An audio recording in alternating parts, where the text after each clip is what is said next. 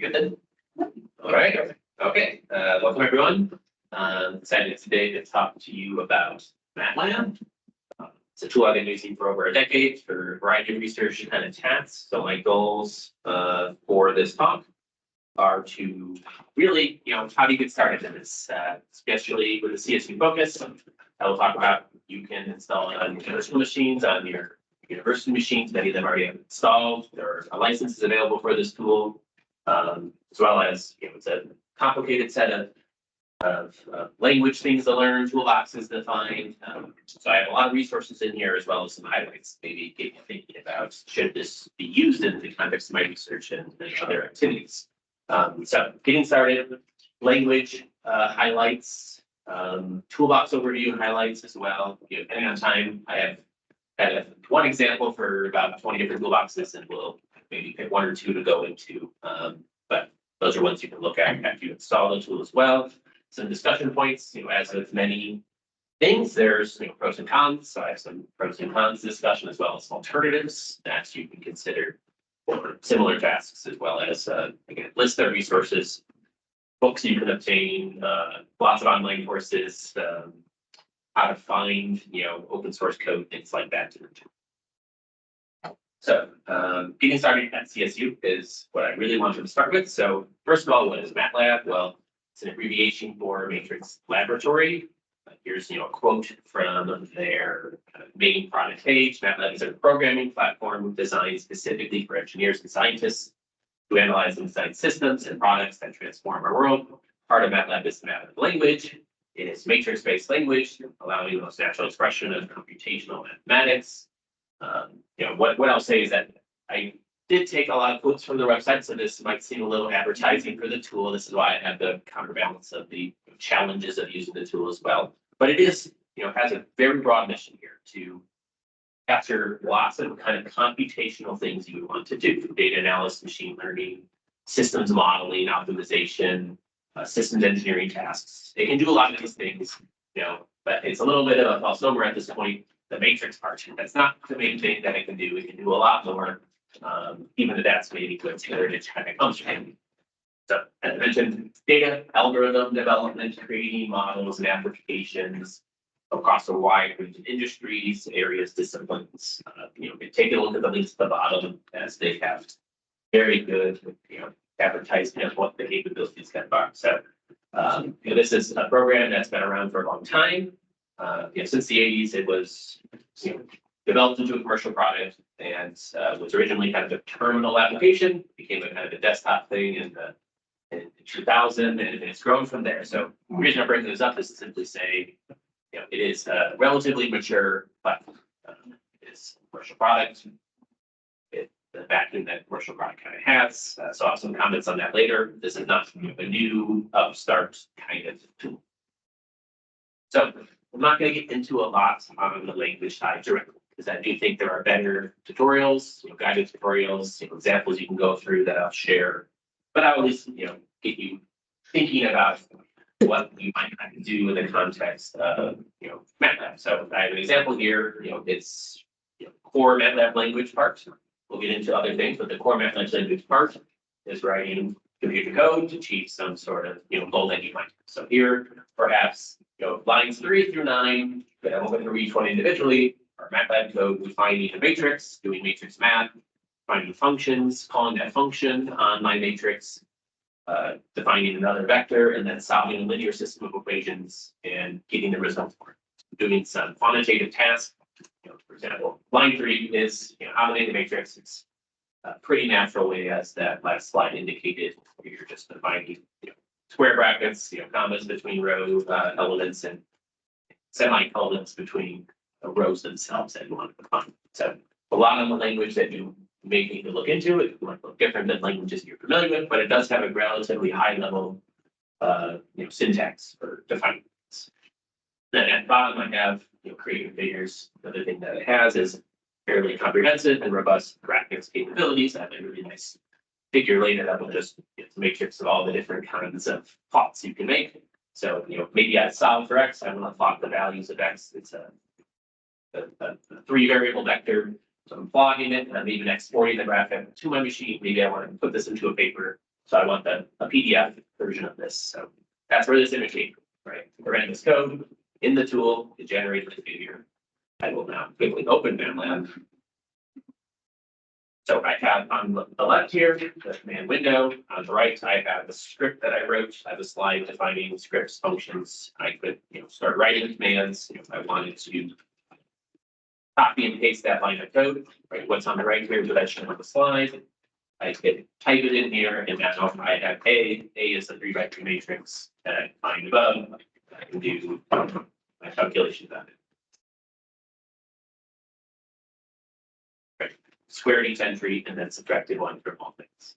So this is the basic interface. It has ability to put commands on the left, view the results of those commands, but really when you start getting into more complicated things, you can write lists of things you want to do. I want to do repeatable call to all these different things in this order through scripts, through functions, building up a more complex workflow for whatever you want to do.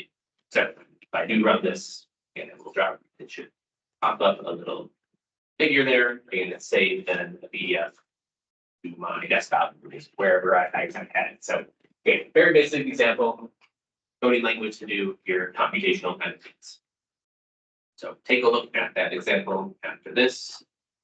Hopefully that was at least an initial example. Let's get into kind of more specific things. So first of all, MATLAB access at CSU, you can obtain it for free. This is a code directly from ETS. College of Engineering participates in a campus-wide MATLAB license that allows for virtually unlimited use of MATLAB application and included toolboxes. I'll talk about the toolboxes in the third section, as you see at the top.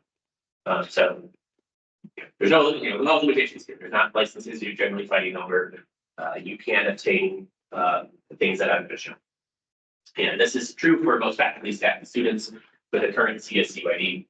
You're eligible to download and install MATLAB and toolboxes on personally owned machines as well. So it's not just limited to your machine here at Powers, for example, that you have, but you can do it on your own personal machines. So I will say, go to this link. This is provided by ETS. And they have good information here on how to install, and CSU specific instructions are well documented here at the ETS link, the Engineering Technology Services link here at CSU. So now that you can get it, how might you install it? There are kind of two options. One is a local installation. You can install MATLAB, Simulink, and accompanying toolboxes on your personal computer. It works on all the major platforms. ETS provides those instructions that I just opened the link to at the bottom below. There's also an access portal page as well that is on the MacWorks site, although I would go to the ETS page for the more straightforward instructions. Again, there's other general guidance if you're trying to do something that's different than what's already documented. That does provide more detailed guidance, and that's kind of there. I will mention, maybe local installation is a little bit too much for what you want to explore right now. There is a semi-new web-based option. You can run it just in a browser called MATLAB Online. No install needed. It provides access to the latest version of MATLAB from a web browser using MacWorks computing resources. So not going to be doing your research on it, but you can run that script that I just showed. You can play around with the toolboxes. You can kind of maybe get that initial sense, if you will, on if this is going to be something you want to do, as well as some of their examples of it. So it's good to know that that is available. So again, this can be great for usage in a course or initial exploration of the tool, but I strongly recommend a local installation for research, as it's going to use your own computing resources, and will have some more flexibility in how you're going to do things and work with it. But both of those options are available, so consider which one might make sense for you right now. Okay, I have a couple of read later slides. You might be asking which one do I install. They do come out with a twice yearly version of the tool. Generally recommend installing the newest one unless you have a reason not to. So take a look at the slide and the links here if you're interested on the early discussion. Okay, so to end this section, you know how to get the tool now. So how do you learn the tool? Well, a couple of things here are hopefully what can get you started. So first, they have really good learning resources natively provided by the company that produces the tool that are free. There's this 2-hour MATLAB on-brand course, guided dissections, video recordings. It's dynamic. It's a great resource to get started. There's lots of them. I'm pointing out another one, Simulink. If you're not heard of Simulink, I'll give you the next example in just a little bit. But there's ongoing courses for a lot of different topics, a lot of different toolboxes, etc. Things like the desktop interface basics, very small web page, but just get you oriented to know what you're looking at. I just kind of hopefully gave you a quick introduction to the command window and where the scripts might go, for example. But more on the desktop basics are in that there. Now for language learning, things above those courses are related to language learning, but maybe you want something that's more a web page based tutorial. This is one that I quite like. Goes through why you want to do something, example of what it's doing. You can run that code, for example. I also provided a single file MATLAB syntax overview. It's about 150 lines that covers very broadly the different kinds of things you would want to do in MATLAB, from basic addition, subtraction, matrix multiplication, matrix manipulation. Some of the toolboxes that I find being used a lot in the courses that I teach that use MATLAB.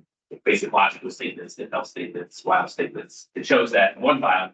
So please take a look at that if you're just looking for, you're already familiar with the programming languages, for example, that might be a good way to get into it, because you can just kind of see line by line some of the basic things that you can do. As well as I have about 4 or 5 books on this topic, focused on teaching you MATLAB. All of them are available through CSU Library.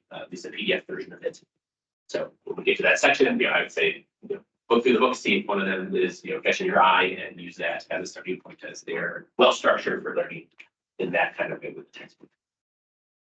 And there's a wide variety of other resources for getting started with MATLAB tutorials, all of that link below.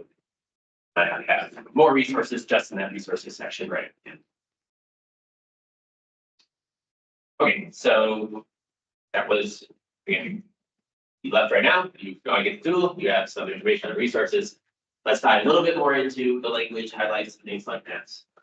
Trying to get you to think about the capabilities that might be enabled here, maybe less about the mechanics of enabling those capabilities, as that will take more time than a 50-minute talk on the topic. But language fundamentals might include things like how do you enter commands, matrices and arrays, their manipulation and creation, data typing, operators, and elementary operations. How do you do division? How do you do array division? How do you do multiple page array division? You get into the things you can do in the language fundamentals, kind of side loops and conditional statements as well.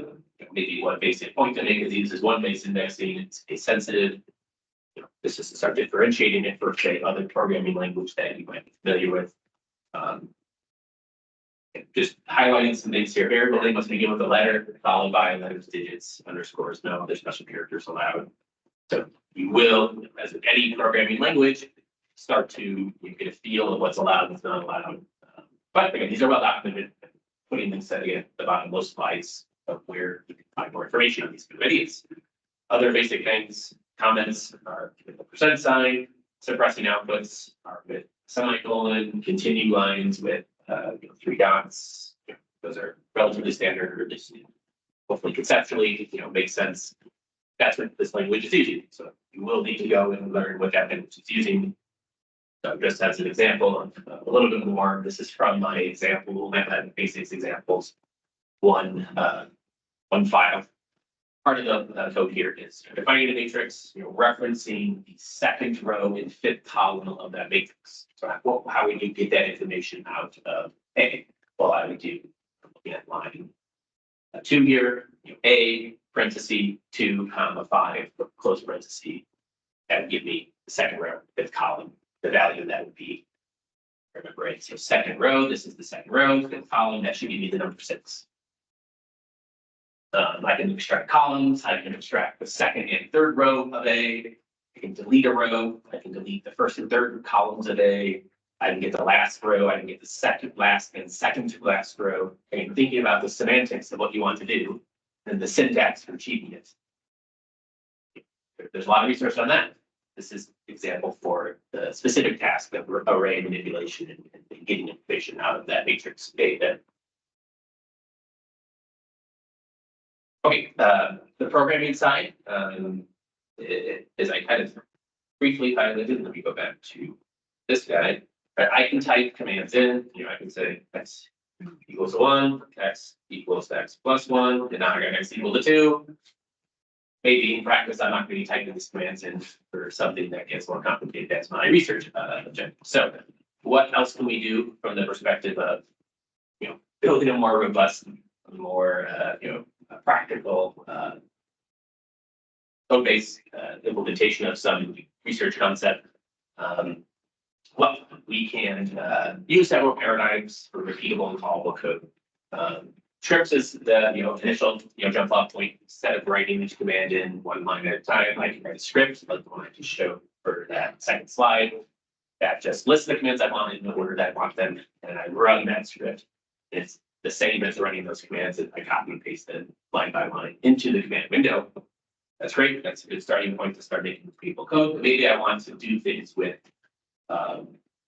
do more than that. I want to do things like functions, send inputs to the function and return outputs. So there's a function keyword, we can divide functions.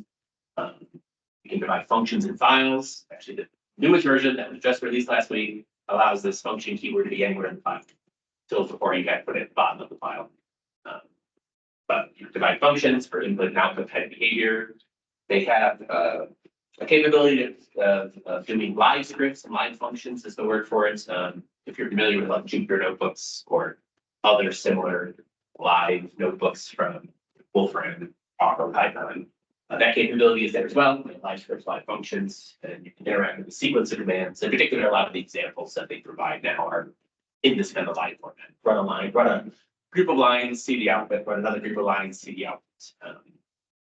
That could be another good way to do something more than just copy and paste or write manually commands in the command line.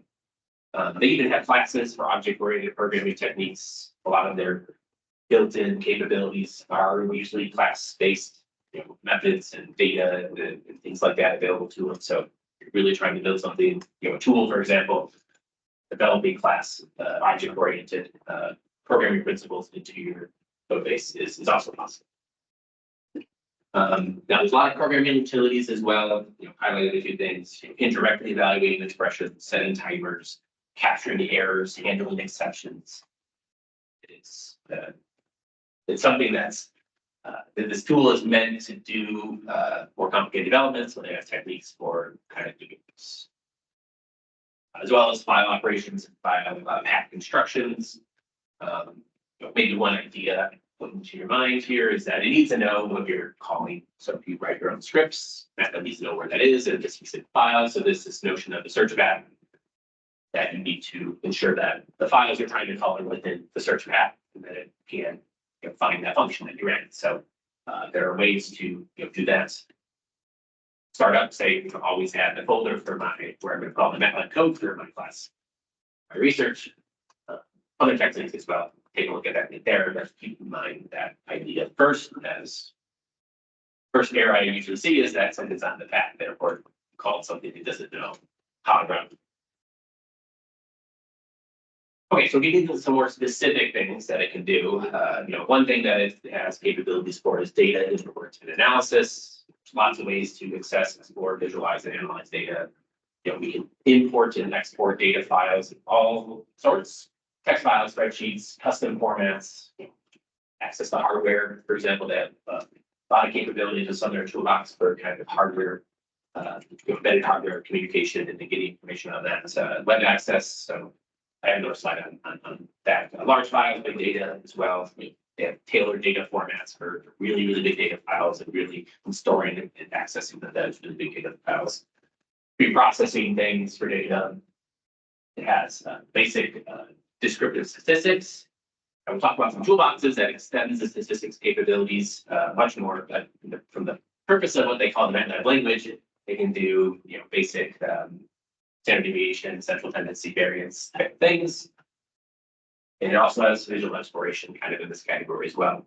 There's another slide that will show a matrix of like that bar graph I showed earlier. There's about 50, I think, at this point, different plot patterns you can use in exploring your data or visualizing your data. So again, as an example, maybe I have a block of mixed text and numeric data from a text file. So I might look into that with this type command, big file.txt. I might, there's some kind of auto options, this detect import options function. So what I've mostly shown right now is before this slide was very basic capabilities, but they have more advanced capabilities like, let's look at this text file and the tool automatically parse it and decide, here are where your columns are located. Here's the data type of those columns. Can I detect import options for you? You can obviously overwrite those options, but in this example, you can do that. So you can get the options, say, I want to read in lines 3 through 8. I can assign variable names to each one of those columns manually as you're doing it in line 4 there. That I can read that table now that I have read options. I have the variable names I want to assign to those columns, and then maybe I plot temperature versus humidity, and there's a negative trend. And I won't do it now for time purposes, but you can run this example. So again, you can have more kind of advanced capabilities.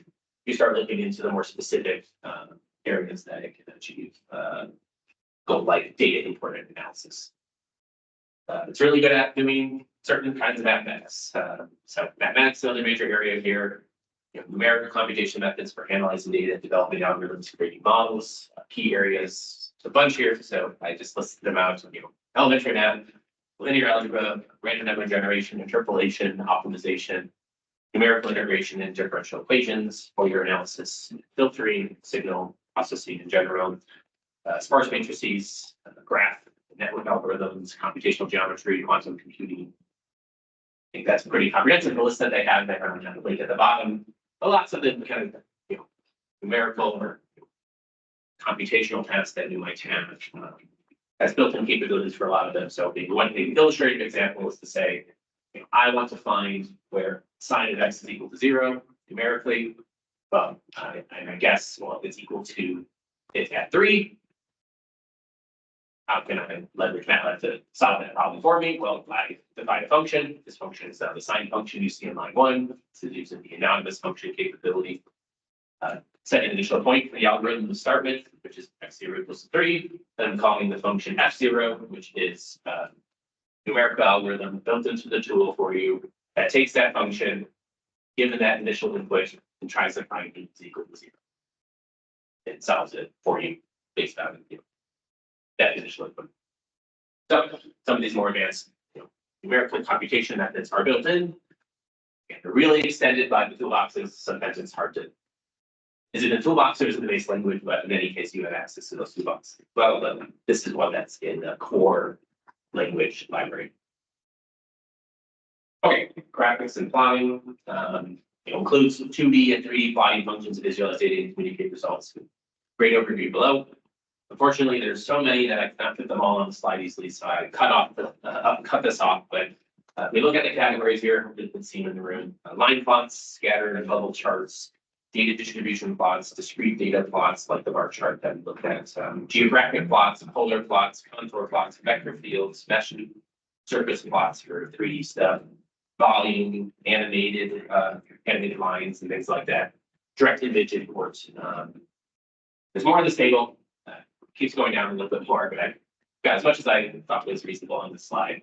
Take a look at that link down below, and you can click on it if you say I want to create, a contour plot. Go down and click on contour. It'll take you to the documentation for how to create these different visualizations. So if you're trying to do that, this is a great starting point for trying to see what might be the right visualization for your particular task. Okay, so the last part of this section is I'll read later. Relative location of curve file. Pet peeve I had is hard-coded paths, and then someone sends me the code, and then I can't run the code because the path is incorrect. This is how to avoid that kind of issue. In this example, is probably the main custom example that I'm providing. So take a look at that. There's other general categories that if you're trying to get into this, that I think you should consider, as it will allow you to understand what's possible before you make a decision on something. So one is that there's lots of external interfaces and integrations available with the tool. Again, I'm not gonna go through every line here, but it can call functions from like C, C++, Python, COM objects. Natively create those. So you don't have to refactor them, you can just call them directly. You need to understand the inputs and outputs to them in some sense, but you don't have to refactor that code. You can just directly call those objects. You can communicate with web services. You can run system commands to operate with external programs. You can have native integration with some of the system engineering tools we use, like the Magic Model Analyst that I use in some of the courses. So overall, go back to the top. There is a lot of flexibility into integration with other programming languages here, so it allows you to reuse legacy or current code that you're working with, bringing it up now so that don't feel like you have to necessarily refactor everything. For example, some things are better done in Python. You can leverage that Python code within some MATLAB workflow with these external interfaces. I do this in some of my research projects where the Python code is better than something that's built into MATLAB at the moment. For software development stuff, there's version control, projects, ways to share, package up projects. You can make your own toolboxes. That kind of information is all listed in the links here. Environment settings and add-ons, understanding what you have installed, what version you have, what licenses you're using. Can you use things like the GPU on your machine, parallel computing on your machine?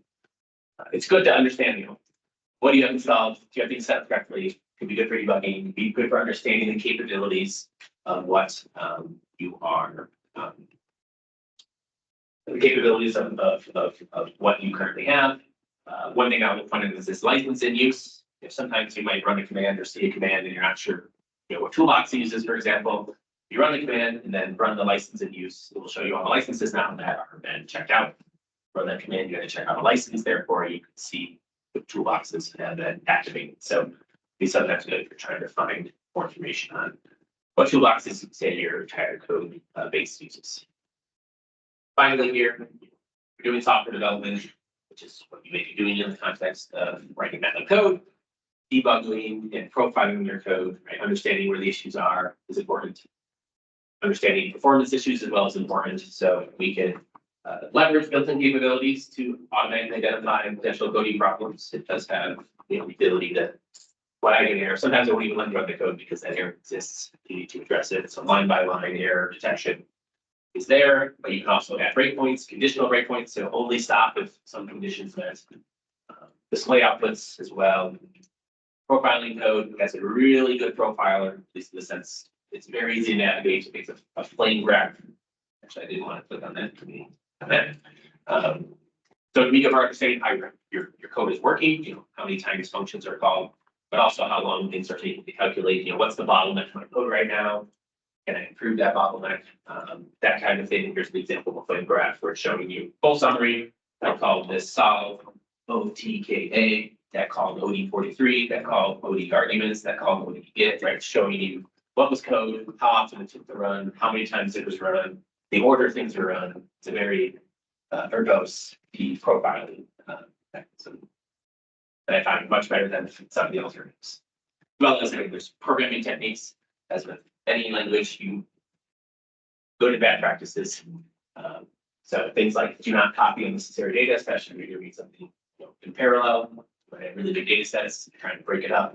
There are techniques for avoiding unnecessary copies. So the last link will have more on best practices, but one of them I wanted to point out was that don't copy unnecessary data type of thing. So that was my introduction to the language side. Now, that's a really small part of what is available here. Honestly, it's probably the less interesting part. This part is probably more interesting. If you're doing some sort of specific research area, there may be a toolbox that contains the capabilities to achieve a lot of the computational tasks we have. So this is an overview, as well as I, at the time, should be able to get through at least one or two of the examples. So MATLAB toolboxes are designed to help solve specific types of problems and often used to streamline and simplify complicated tasks. You might be able to write these toolboxes yourself, but why would you do that? And they provide it. So lots of things in engineering science mathematics. So easiest way to obtain these toolboxes that I'll have on the next slide is to select them during installation. When you install the tool, by default, MATLAB will be selected. There will be 107 other things you can select. There's a select all button. If you have space, I would just select them all, get them all on your machine. Then you can run any of the toolbox examples that you may want. You can also add that later. There's also an add-on explorer that helps you add toolboxes, but also things that are not in this toolbox category. They're in this more general add-on category as well. So here's, I didn't check from last week, but a week ago when I added this complete list of all the toolboxes that you have available through the CSU license. It's on that ETS page that I mentioned. 109 there. Some of them are similar-ish, but there's a lot. I'm not going to be able to cover all of them, but maybe take a second, go through and the name of the toolbox catches your eye. You go look up the documentation, and each one of these has a dedicated page with what it is, the functions and major capabilities documented in examples. And that's really how I'm going to frame this. Is I'm going to like a one-line description of a couple of them, as well as one example I think is interesting for you to look at for some of these. Okay, so again, there's a number of categories. The first one I have is just a general category. The other ones will be more specific, like machine learning or auto. This is just a general category. The ones I think you really need to. So first is Simulink. So if you've heard of MATLAB Simulink, you've heard of MATLAB. If you haven't heard of MATLAB, you may have heard of Simulink and vice versa, because Simulink is probably the most popular toolbox, probably one of the most popular use cases of this kind of tool set. It supports simulation and model-based design as kind of block diagrams. And one example here. Okay, one example here that I will open is a thermal model of just the illustration. So for these examples, feedback there. Okay, so we have an example here that if I copy this here, this is I just want to show it. So we go to the command window. Here, close everything. I now just copy and paste that. Hopefully this doesn't take more than a second. Okay, it will open the example that I just. So some of these will open, Simulink model is the theme here. Some of these will open live scripts or just general scripts. Here's an example of the Simulink side. Again, I think it's important enough to actually show an example of this block diagram modeling. This is a thermal model of a house. You have your house here. Physics-based model of what the house is. It has thermostats and heater, external environmental inputs. It has a cost calculator, all connected together to represent. Actually, here is a set point value. I run it. It calculates. I think it's I don't know the time frame. Some amount of time, whether it's month or year cost for running the feeding system based on the modeling assumptions here in this kind of block diagram type form. I can go to this little dial here. Change it. I can maybe say, well, I'm going to make the house really hot, and you see that the heating cost is much higher, right? You're looking, sorry, this box here, it went from like 28 to 63. So basic idea of, describing our systems, use the block diagrams for control systems in particular, as a key aspect here. I'll mention that toolbox in a bit here, is what you might want to do with Simulink model. And this is one example of that with this thermal model. So again, these are all examples that they provide. They have a lot of really good starting examples. So take a look at that. Okay, the next one is maybe a little less exciting. It's the MATLAB compiler, build standalone executables and web apps from MATLAB. So one question might be, mentioned in the challenges is, well, my partner doesn't have MATLAB. I can't, can I still have them run what I want them to run? Well, MATLAB compiler can build the standalone executables as well as web apps to make standalone applications for MATLAB functions, the example here. So there is ways to get kind of the tool-dependent version of something that you build with the compiler. Another important thing to note, sometimes we're running some very computationally expensive kind of tasks.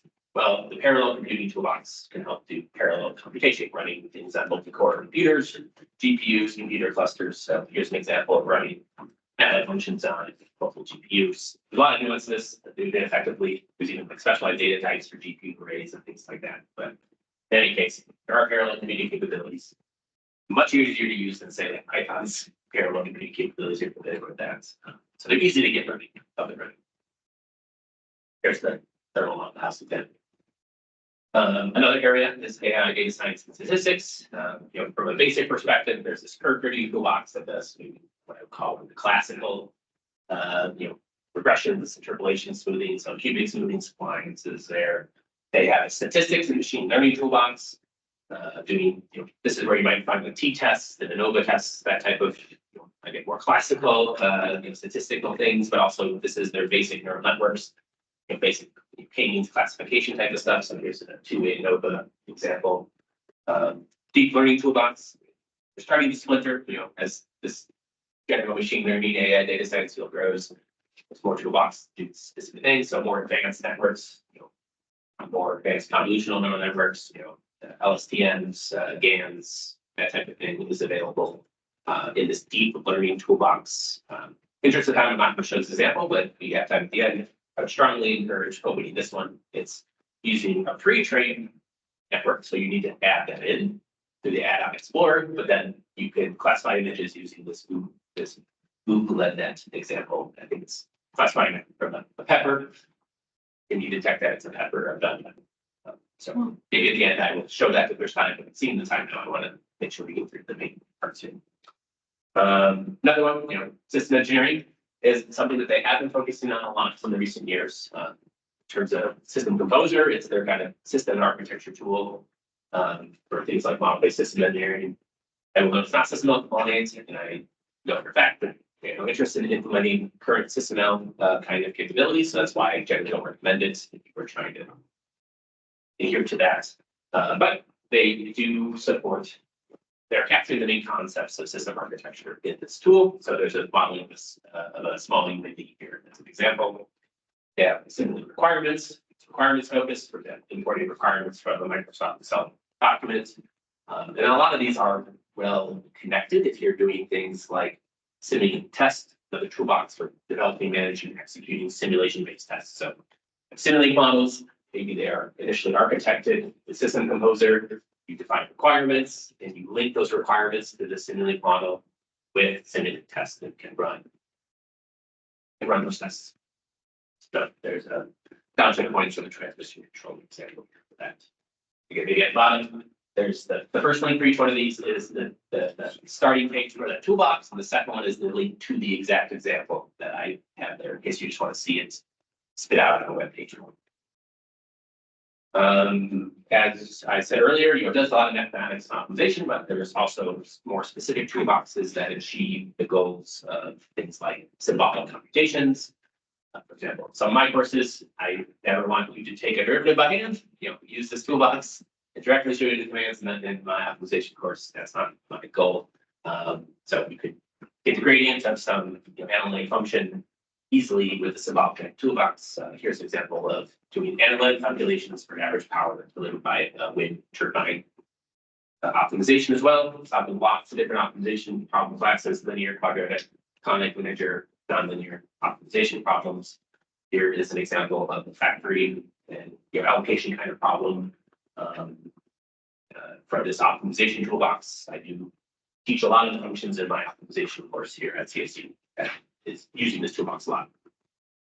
Now, the previous optimization toolbox first is more for what I would call local or derivative-based optimization, but we have other kinds of problems with multiple solutions or non-smooth optimization problems. So there's also this global optimization toolbox.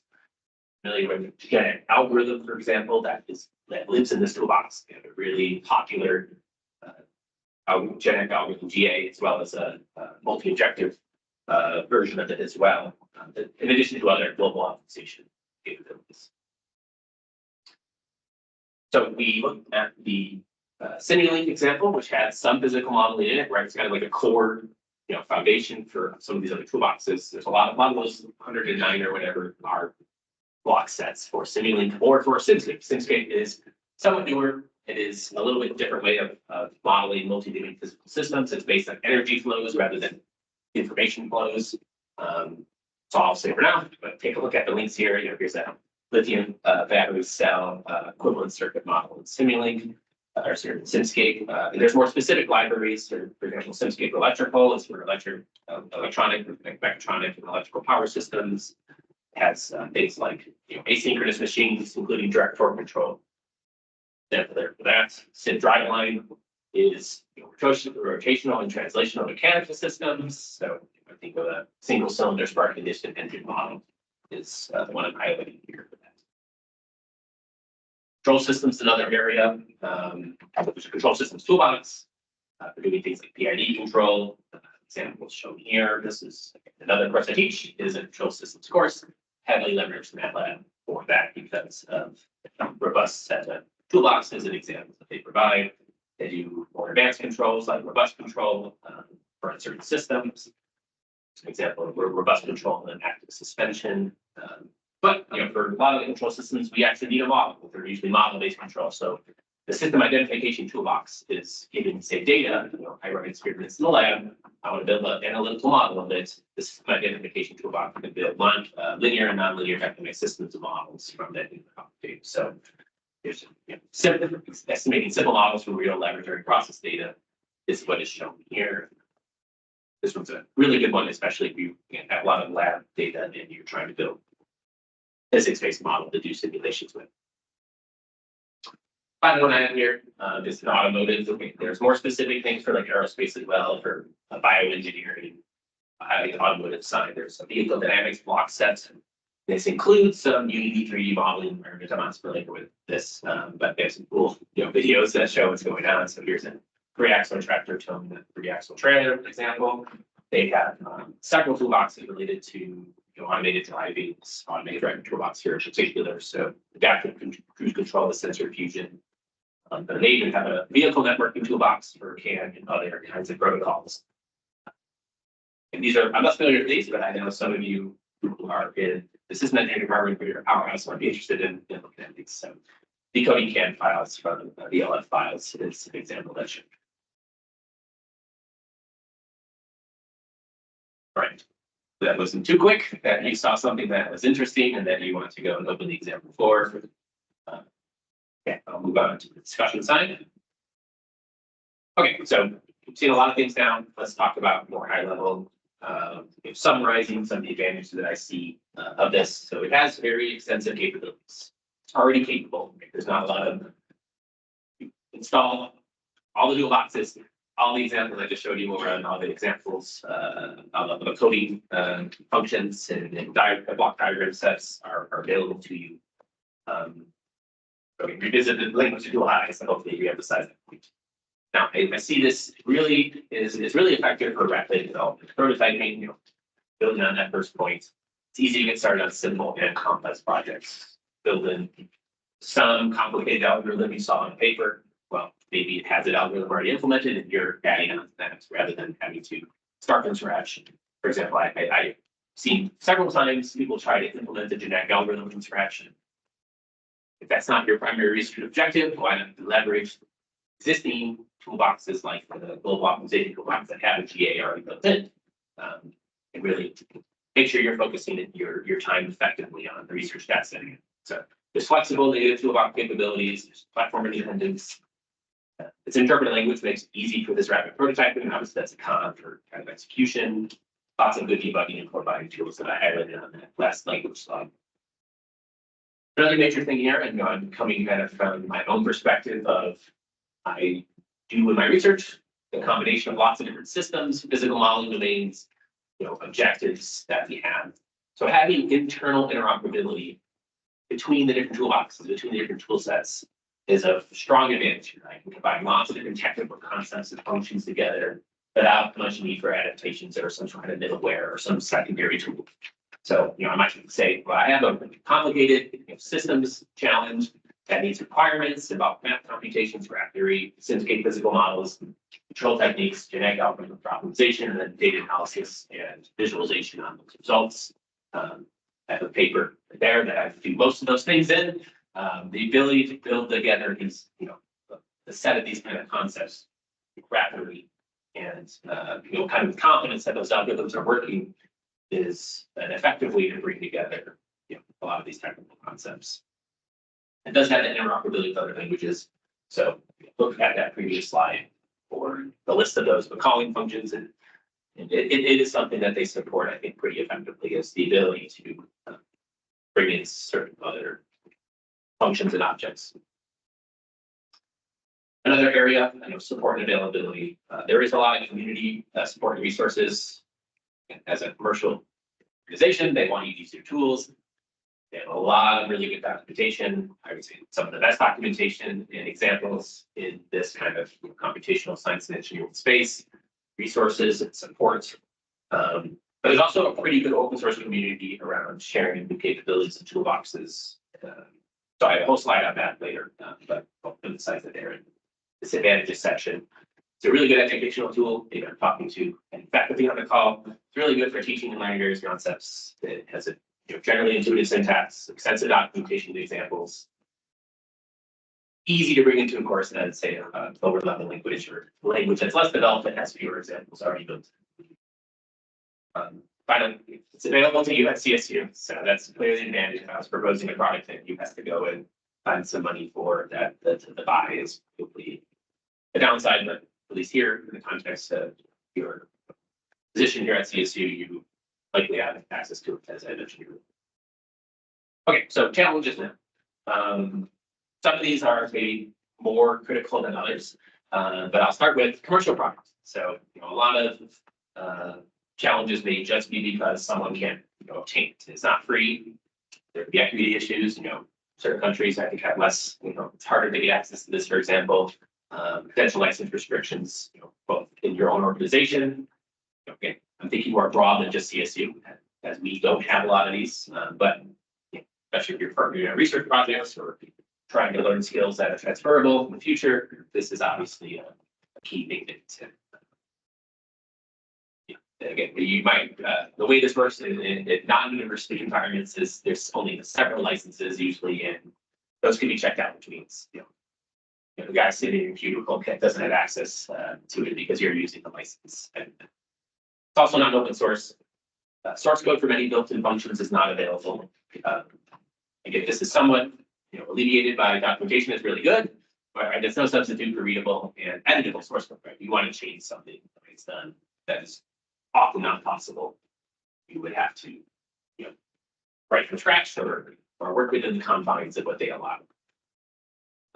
And sometimes it's because they actually write their functions in lower level languages, especially some of the basic things are done in lower level languages for speed and other reasons.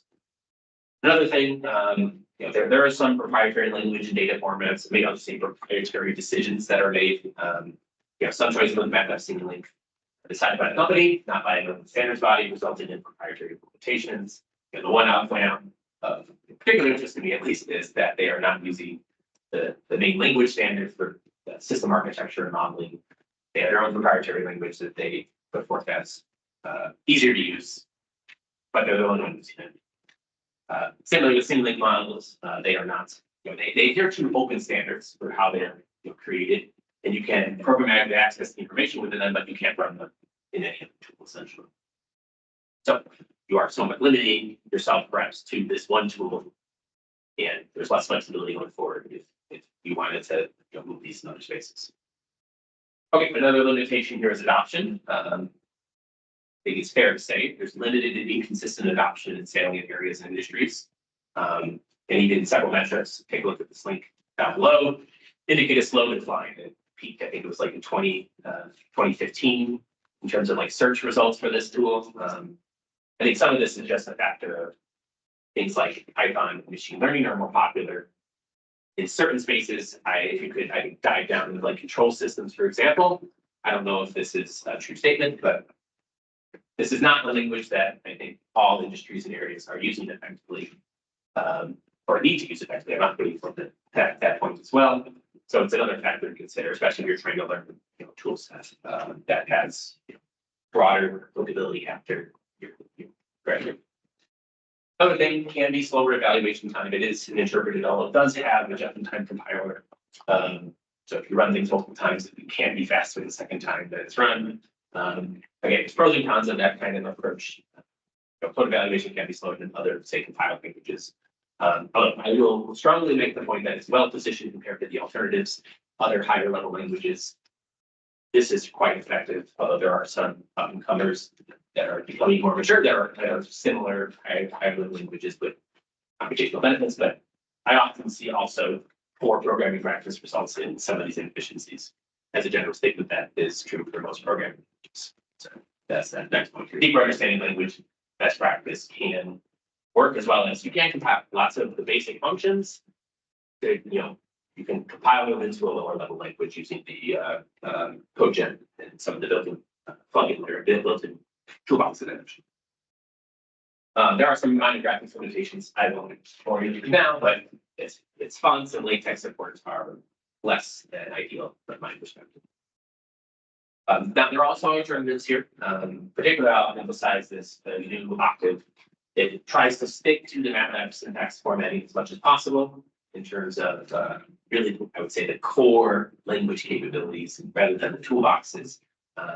But this is the kind of one major example of like you could write a MATLAB program and maybe even run it in Octave because it's an open source implementation trying to adhere to try to be compatible with the MATLAB language. There's also a free open source interactive languages like Python or Julia and Scilab that you could consider as well. Links to all those are down below. You've probably heard of some of those as well. For block diagram modeling, there's a couple of alternatives here. The first two in particular, I believe, are the free and open source options. The last one is not. And then obviously faster execution and memory advantages. Picking a language if that is your primary concern. Although there's toolboxes per se, converting code into embedded for putting on embedded systems.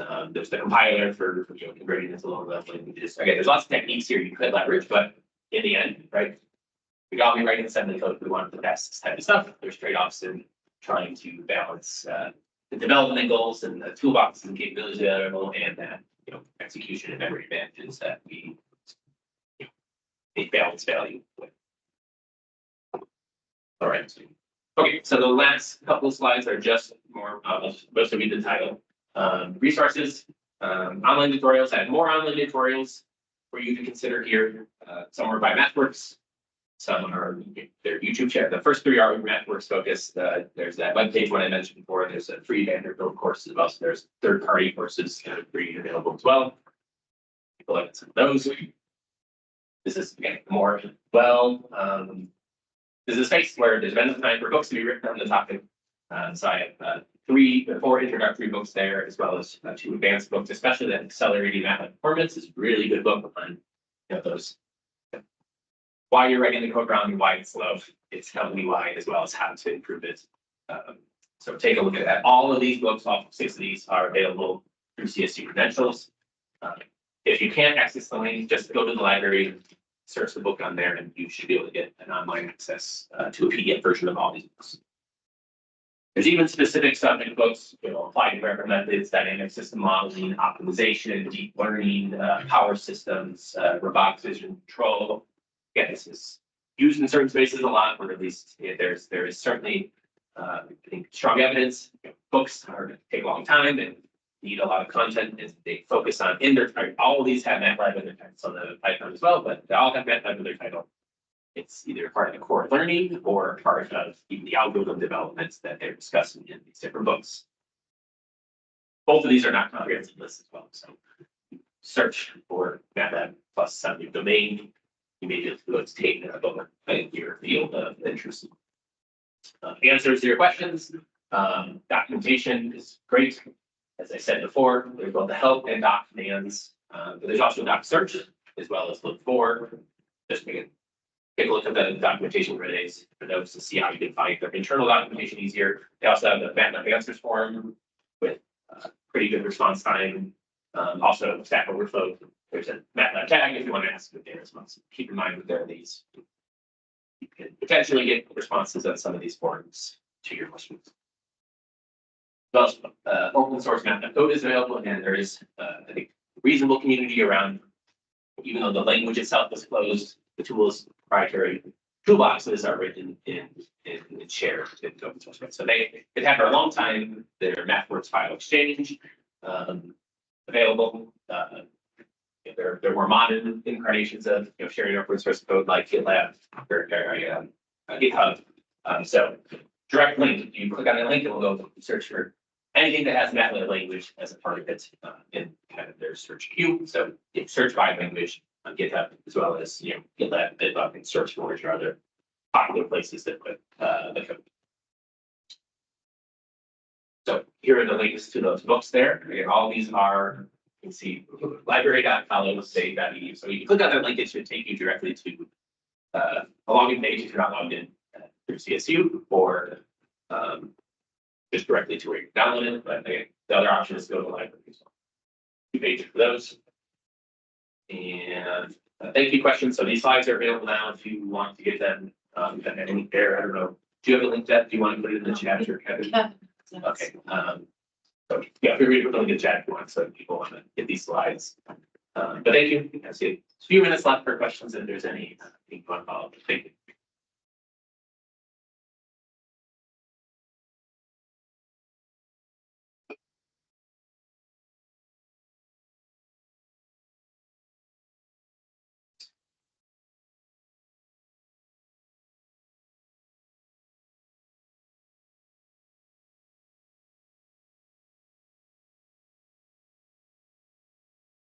I don't know if there are questions. I don't know if I can see them or not. Are there any in the chat? Right. Okay. Any questions in the room? Yeah, are there equivalents or other programming languages like MATLAB that you would suggest also looking into? Yeah, I think that's right. Yeah, I know you kind of talked about.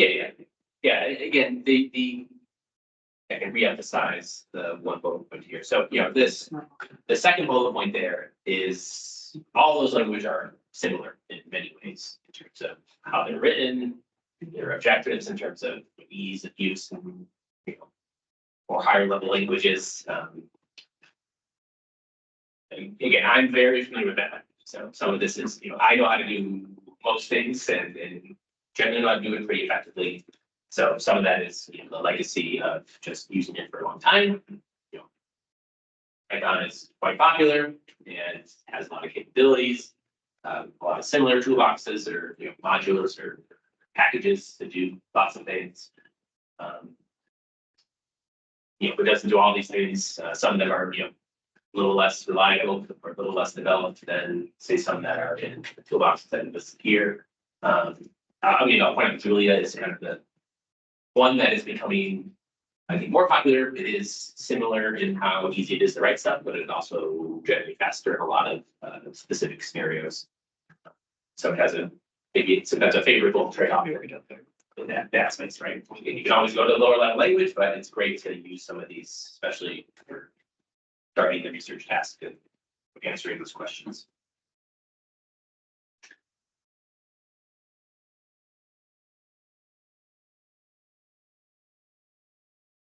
Just wondering about those block diagram modeling packages are those free? Yeah, so Modelica is an open standard for it. So there's multiple tools that it's both proprietary and open source. So maybe I should mention open Modelica in particular. I've used for research tasks as it is an open implementation of Modelica, but there are strong closed source ones as well that have their own advantages, and the same with MATLAB gets advantages for those.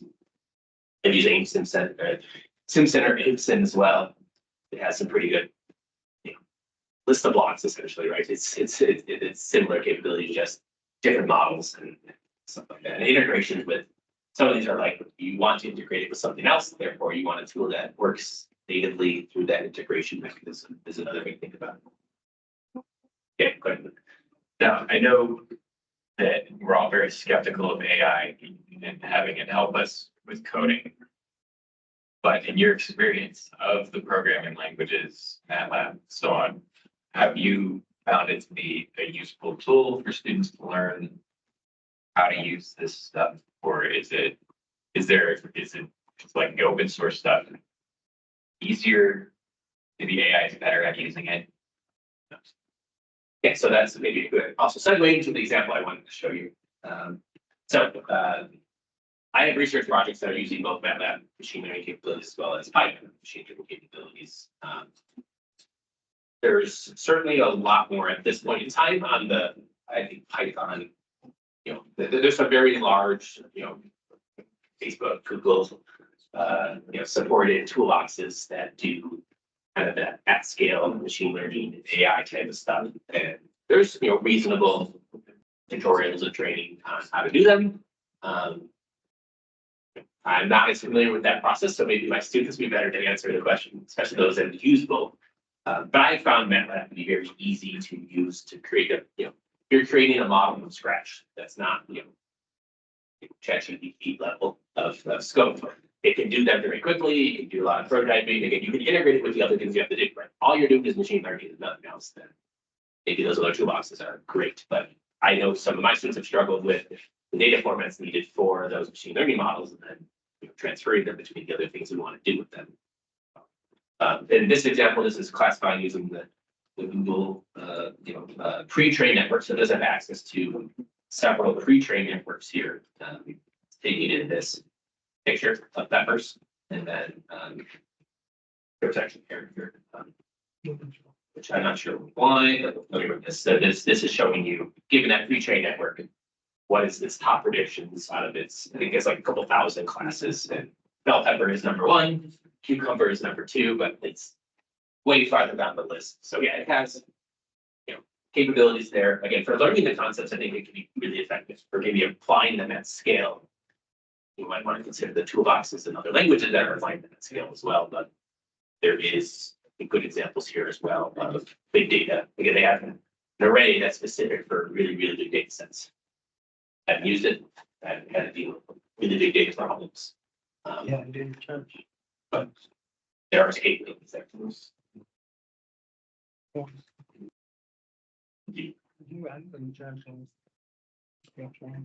this is an example of that live script, just so it's 500. So you can see it's writing, code with outputs with formatting type of thing, which I know, especially if you're using like Python and the things you like that probably in terms of setting things up. It does have that with the live scripts functions.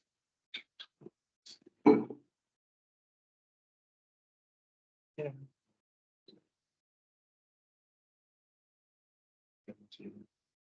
Time. Okay. Well, thank you everyone. Yeah, thank you. Which one is much more? We don't